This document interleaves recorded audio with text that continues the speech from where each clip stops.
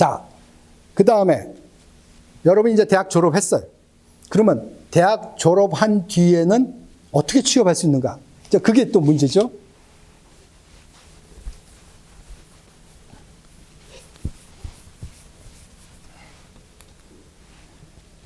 자, 대학 졸업하면은요, 여러분들이 제일 먼저 해야 될 게 있어요. 아주 중요한 거예요. 첫 번째, OPT를 신청해야 돼요. 졸업하기 3개월 전부터 신청할 수 있는데, 이 OPT를 해야지만 1년 동안 졸업하고 나서 취업을 할 수가 있어요. 이것이 있어야지 여러분들이 다음 단계를 할 수 있어요. 영주권 신청을 한다든지, H비자를 신청한다든지, 모든 게 연결이 되는 다리 역할을 해요. 이게 옵셔널 프랙티컬 트레이닝이에요. 그러니까 이거를 꼭 잊지 말고 이걸 신청을 해야 되는데, 이거는 보통 1년 주거든요. 12개월. 이걸 받고 90일 안에 자기 전공과 관련 계통의 스폰서를 찾아서 일하지 않으면 취소가 돼요. 그러니까 90일 안에 빨리 찾아야 돼요. 그러면은 90일 안에 나하고 전공에 맞는 것을 어떻게 찾아야 되는가? 꼭 돈을 받아야 되는가? 이제 이런 게 여러분들 궁금한데, 무보수도 돼요. 발런티어 해도 돼요. 그리고 파타임 해도 돼요. 풀타임 안 해도 돼. 그래서 이거를 만약에 자기 관련 계통의 그 스폰서를 찾았으면은 그 학교의 측에 얘기해서 난 여기서 일한다. 이거 괜찮냐? 라고 한번 확인하시는 게 중요합니다. 이제 OPT가 있으면은 이제 대학을 나왔으니까 전문직이 되죠. 그러면은 H1B라는 비자를 신청할 수 있어요. 이게 단기 취업 비자예요. 이거를 신청하면은 총 6년을 미국 내에 체류할 수 있어요. 3년 받고 3년을 연장할 수가 있어요. 이것이 제일 좋은 비자예요. 왜? 영주권을 신청하려면요, 최소한 한 2년 전후가 필요해요. 그러면은 OPT가 1년이면은 신분이 불법이 될 수가 있잖아요. 근데 H비자를 받으면은 OPT에서 H비자로 바꾸면은 6년 동안은 보장이 되잖아요. 그러면 이 안에 영주권 수속을 하면은 굉장히 편해요. 그래서 전문직은 이 H비자를 하는 게 참 중요해요. 근데 이 H비자 받기가 너무 힘들어요. 왜? 약 60%에서 70%가 중국하고 인도 사람들이 다 차지해 가요. 우리 한국 사람들 받을 기회가 별로 없어요. 그래서 이건 미리미리 빨리빨리 해야 돼요. 그래서 보통 너무 많이 신청을 해서 추첨을 해요. 그래서 그 추첨 당선되는 게 그것도 로또예요, 로또. 그래서 이제 지금 3월 1일부터 지금 3월 18일까지 올해는 지금 막 일렉트로닉으로 레지스트레이션을 해요, 지금. 그래서 10불을 내고 거기서 당첨이 되면은 H비자를 신청할 수가 있어요. 그래서 여러분들이 이제 졸업하고 OPT를 받고 만약에 본인 관련 계통의 전문직 직종으로 되면은 이 H비자를 신청하시게 되면 좋습니다. 그래서 옛날에 우리 한국이 그 FTA 한 다음에 호주나 다른 나라들은 뭐 거의 10만 비자, 그게 바로 취업 비자였거든요. 그래서 한국도 FTA를 미국하고 하면서 한국인을 위한 그 비자 9만 5천 비자를, 그게 바로 전문직, 바로 H1B 비자하고 같은 거예요. 근데 그걸 한국 사람들은 못 받았어요. 아직도 그 법이 통과 안 됐어요. 그게 참 우리 젊은이들에게 미국 취업 기회를 주는 좋은 찬스인데 그걸 우리가 찾아먹지를 못했어요. 아직까지도 그게 해결이 안 됐는데 여러분들이 나서서 좀 한번 해보세요. 자, 그러면은 이 H1B를 나는 대학을 나오지 않았다. 나는 전문대학을 나왔다. 근데도 H1B가 가능하냐? 이렇게 질문하시는 분이 있어요. 만약에 전문대학을 나왔으면은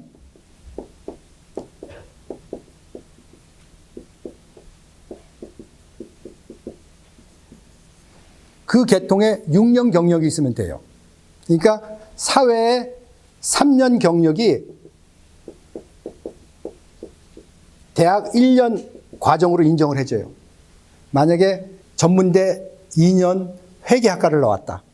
근데 내가 회계사 사무실에서 6년간 일했다. 그러면은 4년제 대학 나온 거로 간주해줘요. 그렇게 해서 그런 분들도 H1 비자를 신청할 수가 있습니다. 만약에 여러분들이 H1B를 했을 경우, 만약에 미국 큰 기업체에 들어갔을 때, 요건 그냥 상식적으로 알아두세요. 처음에 이제 3년 받고 또 3년을 있으면 되는데, 회사에서 여러분들을 이렇게 붙잡아 놓으려고 너무 똑똑하고 일을 잘하니까 영주권 수속을 처음부터 안 해주는 데가 있어요. 처음부터 H비자 받고 곧바로 영주권 신청을 해도 되는데 그걸 자꾸 딜레이 하는 거예요. 근데 6년이 지나면 안 되잖아요. 그래서 이런 규정이 있어요. 5년 전에, 그러니까 6년 되기 1년 전에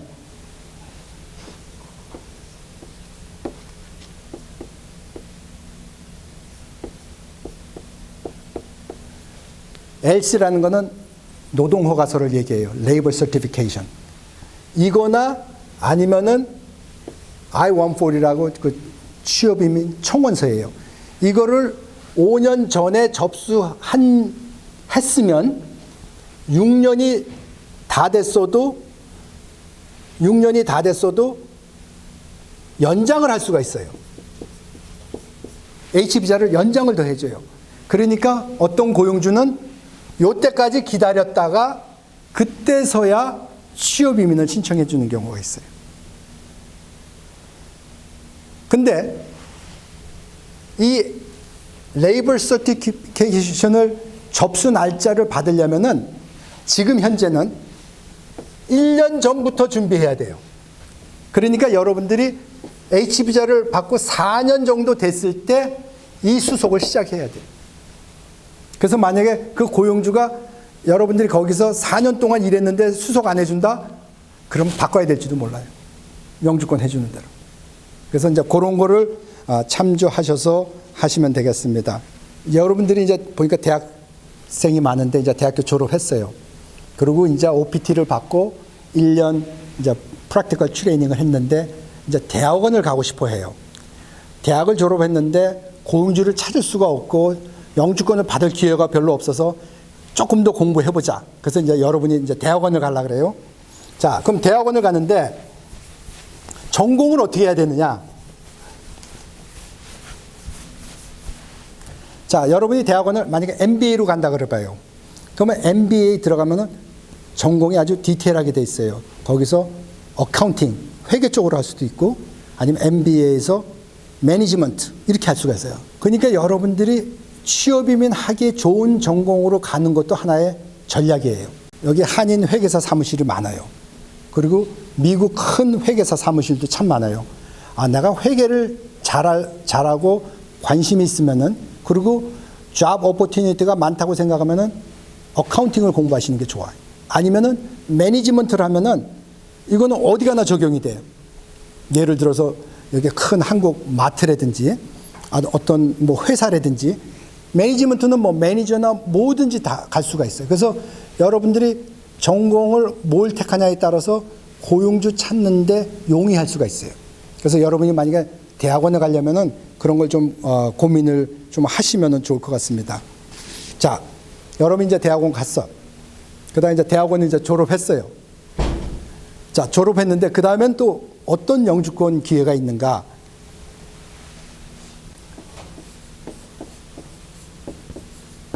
자, EB2라는 게 있어요. 그건 취업이민 제 2순위인데 이거는 고학력, 즉 석사학위예요. 석사학위. 자, 그러면은 나는 학사학위를 나왔는데 그리고 사회 경력이 있는데 그럼 나는 2순위 할 수 있냐? 가능해요. 학사 플러스 사회 경력 5년이면은 석사로 인정을 해줘요. 그래서 취업이민 2순위를 할 수 있어요. 취업이민 2순위가 옛날에는 굉장히 인기 있었어요. 왜냐하면은 3순위가 너무 밀리니까 2순위가 빨랐어요. 근데 지금은 2순위나 3순위나 거의 같이 가요. 그러니까 속도로 볼 때는 뭐 별 차이는 없어요. 근데 이 EB2는 석사를 요구하니까 임금이 굉장히 높아요. 그래서 회사가 재정이 약한 데는 EB2 하기가 너무 힘들어요. 그래서 그런 건 이제 변호사하고 상담하면서 내가 이런 직종으로 할 건데 이 임금이 얼마나 되느냐. 그러니까 제일 먼저 임금부터 확인하고 EB2를 결정해야 됩니다. 자, 그러면 EB2 이거 너무 어려운 거 아니냐라고 하는데 석사학위 나온 사람이 한국 사람이 하는 세탁소로 EB2를 받았어요. 그 사람은 컴퓨터 전공을 했어요. 석사학위로. 근데 어떻게 세탁소로 어떻게 컴퓨터 한 사람이 EB2로 받느냐? 이렇게 말할 수도 있어요. 근데 세탁소는 이제 픽업 스토어가 있고, 그 다음에 뭐 알터레이션이나 그런 게 있고, 그 다음에 또 공장이 또 있어요. 거기서 모든 빨래 같은 것도 다 하고 규모가 굉장히 커요. 그런 데는 직원도 많아요. 그런 거는 전부 다 전산화됐어요. 그래서 공장 같은 데서는 이 컴퓨터 데이터 베이스 어드미니스트레이터 같은 사람이 필요해요. 그래서 그 사람이 석사학위를 나왔기 때문에 EB2로 세탁소로도 가능했던 거예요. 그러니까 여러분들이 그런 전공이나 그 고용주가 있으면은 그렇게 분석을 해서 가능성을 여러분들이 찾아볼 수가 있습니다. 자, 이거는 반드시 스폰서가 있어야 돼요. 스폰서가 없으면은 할 수가 없어요. 근데 이 스폰서 없이 할 수 있는 게 있어요.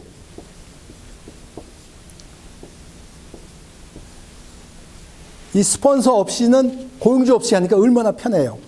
그게 이제 예를 하나 들면은 제 1순위. 그거는 이제 EB1이에요. 1순위에 이런 게 있어요. Ordinary Ability라고 특수 능력 소유자가 있어요. 뭐 말도 거창해요. 근데 제가 예를 하나 쉽게 들어줄게요. 거기 이 조건을 보면요. 국내외 뭐 수상 경력 뭐 저술 뭐 상당한 뭐 아주 굉장히 복잡해요. 이거 뭐 아무나 안 될 것 같아. 근데 제가 했던 케이스 하나 소개하면은 이 친구는 대학도 안 나왔어요. 근데 피아노를 그렇게 잘 쳐. 천재적인 소질이 있어요. 근데 유럽 콩쿨 대회에서 2등을 했어요. 그때 대학교 3학년이었어요. 이 친구가 이걸 받았어요.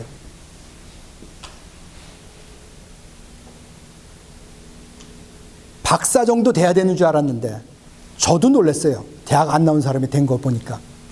그렇지만 그 유럽 대회에서 2등 했던 그 업적을 굉장히 받고 그 다음에 천재적인 소질을 봐줬어요.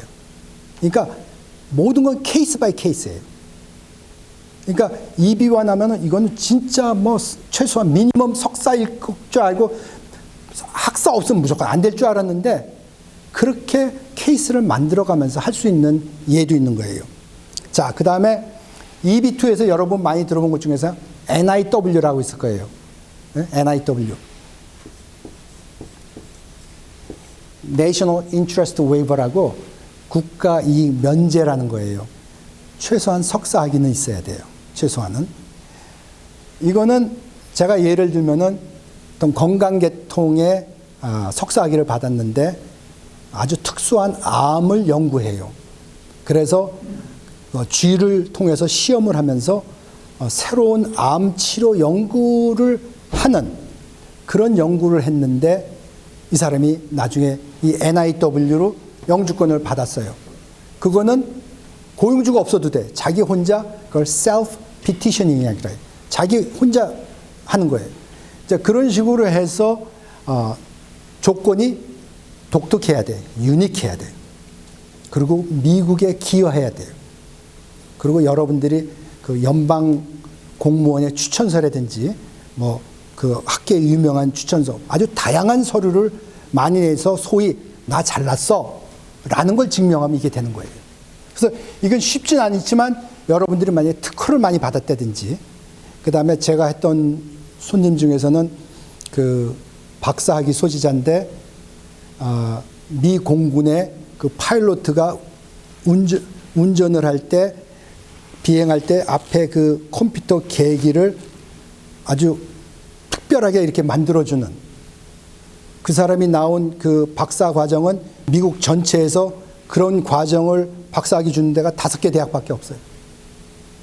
독특하잖아요. 그렇죠? 그리고 미 정부에서 원하는 사람이잖아요. 그럴 경우에는 이 NIW가 될 수가 있어요. 그래서 여러분도 이제 그런 쪽으로 이제 공부하시면 되겠습니다. 취업은 여기까지 이제 제가 이해를 해드리고